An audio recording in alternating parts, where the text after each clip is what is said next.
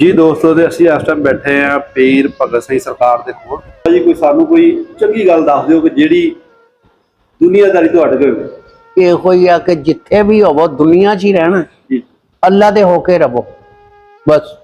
ਜਾਂ ਅੱਲਾ ਨੂੰ ਆਪਣੇ ਕਰੀਬ ਸਮਝੋ, ਜਾਂ ਇਹ ਸਮਝੋ ਕਿ ਅੱਲਾ ਤੇ ਅਸੀਂ ਕਰੀਬ। अस्सलाम वालेकुम दोस्तों, मैं ਤੁਹਾਡਾ ਭਾਈ ਚੀਮਾ ਤੇ ਅਸੀਂ ਇਸ ਟਾਈਮ ਖਲੋਤੇ ਆ ਫੈਸਲਾਬਾਦ ਦੇ ਪਿੰਡ ਗੋਖੂਵਾਲ ਵਿੱਚ। ਇੱਥੇ ਇੱਕ ਦਰਬਾਰ ਹੈਗਾ ਹੈ ਪੀਰ ਭਗਤ ਸਿੰਘ ਸਰਕਾਰ ਦਾ। ਆ ਮੇਰੇ ਬੈਕ ਸਾਈਡ ਦੇ ਪਿੱਛੇ ਮਸਜਿਦ ਹੈ, ਬੜੀ ਖੂਬਸੂਰਤ ਹੈ, ਠੀਕ ਹੈ, ਬਹੁਤ ਪਿਆਰੀ ਬਣੀ ਹੈ। ਪੁਰਾਣੇ ਜ਼ਮਾਨੇ ਦੀ ਮਸਜਿਦ, ਜਿੱਦਾਂ ਪਹਿਲੇ ਦੌਰ ਦੇ ਵਿੱਚ ਬਾਦਸ਼ਾਹ ਨਹੀਂ ਤਮੀਰ ਕਰਾਉਂਦੇ ਹੁੰਦੇ ਮਸਜਿਦ, ਬਲਕਿ ਬਾਦਸ਼ਾਹੀ ਮਸਜਿਦ ਦੇ ਨਾਲ ਮੁਨਸਲਿਕ ਮਸਜਿਦ ਹੈਗੀ, ਜਿੱਦਾਂ ਦੀ ਬਾਦਸ਼ਾਹੀ ਮਸਜਿਦ ਨਾ ਉਸ ਟਾਈਮ ਇਹਦੇ ਵੀ ਗੁੰਬਦ ਸ਼ੁੰਬਦ ਬਣੇ ਹੋਏ ਨੇ, ਬੜੀ ਪਿਆਰੀ ਬਣੀ ਹੋਈ ਹੈ। ਇਹ ਪਿੱਛੇ ਬੈਕ ਸਾਈਡ ਦੇ ਪਿੱਛੇ ਦਰਬਾਰ ਹੈ, ਠੀਕ ਹੈ, ਜਿਹੜਾ ਕਿ ਤੁਹਾਨੂੰ ਸਾਰਾ ਵਿਜ਼ਿਟ ਕਰਾਉਂਦੇ ਜਾ ਕੇ ਤੇ ਬਾਬਾ ਜੀ ਨਾਲ ਤੁਹਾਡੀ ਮੁਲਾਕਾਤ ਕਰਾਉਂਦੇ ਆ। ਬਾਕੀ ਇਸ ਮੁਤਲਕ ਦਰਬਾਰ ਦੇ ਮੁਤਲਕ ਕੀ ਹਿਸਟਰੀ ਹੈ ਉਹ ਬਾਬਾ ਜੀ ਨੂੰ ਵਧੀਆ ਜਾ ਕੇ ਪੁੱਛਦੇ ਆ। ਦੋਸਤੋ ਤੇ ਇਹ ਹੈਗਾ ਇਹ ਬਾਹਰ ਵਾਲਾ ਬਾਜ਼ਾਰ ਤੇ ਜਿਹੜਾ ਗੋਖੂਵਾਲ ਪਿੰਡ ਨੂੰ ਜਾਂਦਾ ਹੈ। ਉੱਪਰ ਬਾਬਾ ਜੀ ਦੀ ਤਸਵੀਰ ਵੀ ਲੱਗੀ, ਦੇਖੀ ਦੀ ਤਸਵੀਰ ਇਹ ਲੱਗੀ ਹੈ ਮਾਸ਼ਾਅੱਲਾ ਸਰਕਾਰ ਦੀ ਤਸਵੀਰ। ਗੇਟ ਤੋਂ ਅੰਦਰ ਸਾਰ ਦਾਖਲ ਹੁੰਦਿਆਂ ਸਾਰੀ ਜੁੱਤੀਆਂ ਵਾਲਾ ਸਟੈਂਡ ਬਣਿਆ ਹੈ, ਜਿੱਥੇ ਅਸੀਂ ਜੁੱਤੀਆਂ ਉਤਾਰੀਆਂ ਤੇ ਜੁੱਤੀਆਂ ਇੱਥੇ ਬਿਲਕੁਲ ਫ੍ਰੀ ਆ, ਕੋਈ ਪੈਸਾ ਨਹੀਂ ਦੇਣਾ ਕਿਸੇ ਕਿਸਮ ਦਾ ਵੀ। ਹੱਥ 'ਚ ਵੜਦਿਆਂ ਸਾਰੀ ਇਦਾਂ ਹੋਇਆ ਦਿਲ ਨੂੰ ਸਕੂਨ ਮਿਲ ਗਿਆ, ਸਕੂਨ ਵਾਲੀ ਜਗ੍ਹਾ ਸੀ। ਸੇਨ ਵਿੱਚ ਦਾਖਲ ਹੁੰਦਿਆਂ ਸਾਰੀ ਪਹਿਲੇ ਵੜਦਿਆਂ ਸਾਰੀਆਂ ਟੂਟੀਆਂ ਲੱਗੀਆਂ ਹੈ ਤੇ ਇਹਨਾਂ ਦਾ ਪਾਣੀ ਬਹੁਤ ਠੰਡਾ ਸੀਗਾ।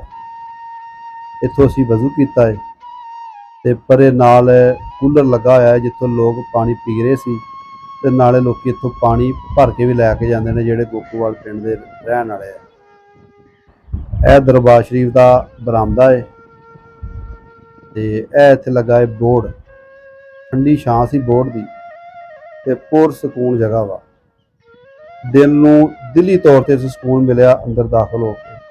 ਸਫਾਈ ਵੱਲੋਂ ਗੱਲ ਕਰੀਏ ਤੇ ਇੰਤਹਾਈ ਸਾਫ ਸੁਥਰਾ ਨਿਜ਼ਾਮ ਸੀਗਾ, ਚਮਕਦਾ ਆਇਆ ਫਰਸ਼ ਸੀਗਾ, ਦੀਵਾਰਾਂ ਉੱਤੇ ਜਿਹੜਾ ਕੁਰਾਨੀ ਆਇਤ ਲਿਖੀ ਹੋਈ ਹੈ ਜਗ੍ਹਾ ਜਗ੍ਹਾ ਦੇ ਉੱਤੇ, ਤੇ ਮਾਸ਼ਾਅੱਲਾ ਬਹੁਤ ਖੂਬਸੂਰਤ ਆ।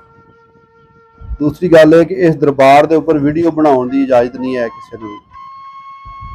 ਬਾਬਾ ਜੀ ਦੇ ਕੋਲੋਂ ਖੁਸ਼ੀ ਇਜਾਜ਼ਤ ਲਈ ਸੀ ਵੀਡੀਓ ਬਣਾਉਣ ਦੀ, ਤੇ ਜਿਹੜਾ ਇਹ ਸ਼ਰਤ ਸੀਗੀ ਕਿ ਵੀਡੀਓ ਦੇ ਵਿੱਚ ਕਿਸੇ ਦੀ ਫੈਮਿਲੀ ਨੂੰ ਜਾਂ ਕਿਸੇ ਔਰਤ ਨੂੰ ਨਹੀਂ ਦਿਖਾਇਆ ਜਾਵੇਗਾ, ਉਹਦੀ ਪਾਸਦਾਰੀ ਕਰਦਿਆਂ ਹੋਇਆਂ ਅਸੀਂ ਇਹ ਜਿਹੜੀ ਆ ਕਿ ਵੀਡੀਓ ਫਿਰ ਬਣਾਈ। ਇਹ ਜਿਹੜੀ ਜਗ੍ਹਾ ਹੈਗੀ ਹੈ ਇਹ ਇਹਨਾਂ ਦੇ ਜਿਹੜੇ ਮੁਰਸ਼ਿਦ ਨੇ ਕਾਇਮ ਸਿੰਘ ਸਰਕਾਰ ਸਾਹਿਬ, ਉਹਨਾਂ ਦੇ ਨਾਂ ਤੋਂ ਇਹਨਾਂ ਨੇ ਮਨਸੂਬ ਕੀਤੀ ਹੈ। ਅੱਗੇ ਸੇਮ 'ਚ ਆ ਜਾਈਏ ਤੇ ਇਹ ਬਹੁਤ ਖੂਬਸੂਰਤ ਗੁਲਦਸਤੇ ਗੁਲਦਾਨ ਪਏ ਹੋਏ ਨੇ। ਇਹ ਜਿਹੜਾ ਤੁਹਾਨੂੰ ਬੋਰਡ ਪਹਿਲੇ ਦਿਖਾਇਆ ਸੀ ਉਹੀ ਬੋਰਡ ਹੈਗਾ ਹੈ। ਇਹ ਬਰਾਮਦਾ ਸ਼ਰੀਫ ਹੈ, ਇਹ ਲਿਖ ਕੇ ਲਾਇਆ ਹੈ। ਇਹਨਾਂ ਦਾ ਉਰਸ ਜਿਹੜਾ ਨਾ 18 ਸਫਰ ਨੂੰ ਹੁੰਦਾ ਹੈ, ਸਫਰ ਦਾ ਜਿਹੜਾ ਮਹੀਨਾ ਉਹ 18 ਤਰੀਕ ਨੂੰ ਹੁੰਦਾ ਹੈ। ਇਹਨਾਂ ਦਾ ਉਰਸ ਤੇ ਇਹਨਾਂ ਦੇ ਜਿਹੜੇ ਮੁਰਸ਼ਿਦ ਨੇ ਕਾਇਮ ਸਿੰਘ ਸਰਕਾਰ ਤੇ ਹਜ਼ਰਤ ਦਾਤਾ ਗੰਜ ਬਖਸ਼ ਹਜ਼ਵੇਰੀ ਦਾ ਉਰਸ, ਤਿੰਨਾਂ ਦਾ ਉਰਸ ਇੱਕੋ ਦਿਨ ਹੀ ਹੁੰਦਾ ਹੈ। ਆ ਮਸਜਿਦ ਜਿਹੜੀ ਤੁਹਾਨੂੰ ਪਹਿਲੇ ਵੀ ਦਿਖਾਈ ਸੀ ਉਹ ਮਸਜਿਦ ਹੈਗੀ ਹੈ, ਬਹੁਤ ਖੂਬਸੂਰਤ ਬਣੀ ਹੋਈ ਹੈ। ਇਹਦੇ ਗੁੰਬਦ ਜਿਹੜੇ ਨੇ ਬਹੁਤ ਪਿਆਰੇ ਨੇ। ਪੁਰਾਣੇ ਦੌਰ ਦੇ ਜਿੱਦਾਂ ਪਹਿਲੀਆਂ ਮਸਜਿਦਾਂ ਬਣੀਆਂ ਹੁੰਦੀਆਂ ਨੇ, ਬਾਦਸ਼ਾਹਾਂ ਦੀਆਂ ਮਸਜਿਦਾਂ ਹੁੰਦੀਆਂ, ਉਸ ਤਰੀਕੇ ਦੀ ਮਸਜਿਦ ਤਮੀਰ ਕੀਤੀ ਹੋਈ ਹੈ। ਪੱਥਰ ਲੱਗਾ ਹੋਇਆ ਹੈ ਤੇ ਬਹੁਤ ਖੂਬਸੂਰਤ ਹੈ। ਇਹ ਦੇਖੋ ਜ਼ਰਾ, ਬਹੁਤ ਖੂਬਸੂਰਤ ਹੈ। ਇਹਦੇ ਗੁੰਬਦ ਜਿਹੜੇ ਨੇ ਬਹੁਤ ਖੂਬਸੂਰਤ। ਇਹ ਗੁੰਬਦ ਦਰਬਾਰ ਦੇ ਉੱਪਰ ਹੈਗਾ ਹੈ ਜਿਹੜਾ ਕਿ ਮਨਸੂਬ ਕੀਤਾ ਹੈ ਹਜ਼ਰਤ ਦਾਤਾ ਗੰਜ ਬਖਸ਼ ਹਜ਼ਵੇਰੀ ਦੇ ਨਾਲ। ਇਹਦੇ 'ਚ ਹੁਣ ਇਹ ਮਸਜਿਦ ਜਿਹੜੀ ਤੁਹਾਨੂੰ ਦਿਖਾਈ ਹੈ ਕਿ ਪਹਿਲੇ ਵੀ ਬਹੁਤ ਖੂਬਸੂਰਤ ਬਣੀ ਹੋਈ ਹੈ। ਅੱਛਾ ਯਾਰ, ਇੱਥੇ ਇਹ ਲੰਗਰ ਖਾਨਾ ਵਾ ਜਿੱਥੇ ਕਿ ਖਾਣਾ ਜਿਹੜਾ ਵਾ ਬਿਲਕੁਲ ਫ੍ਰੀ ਹੈ ਔਰ ਹਰ ਤਰ੍ਹਾਂ ਦਾ ਖਾਣਾ ਇੱਥੇ ਪੱਕਦਾ ਹੈ। ਇਹ ਦਿਨੇ 1 ਵਜੇ ਲੰਗਰ ਸ਼ਰੀਫ ਸ਼ੁਰੂ ਹੋ ਜਾਂਦਾ ਹੈ ਤੇ 3 ਵਜੇ ਤੱਕ ਜਾਰੀ ਰਹਿੰਦਾ ਹੈ।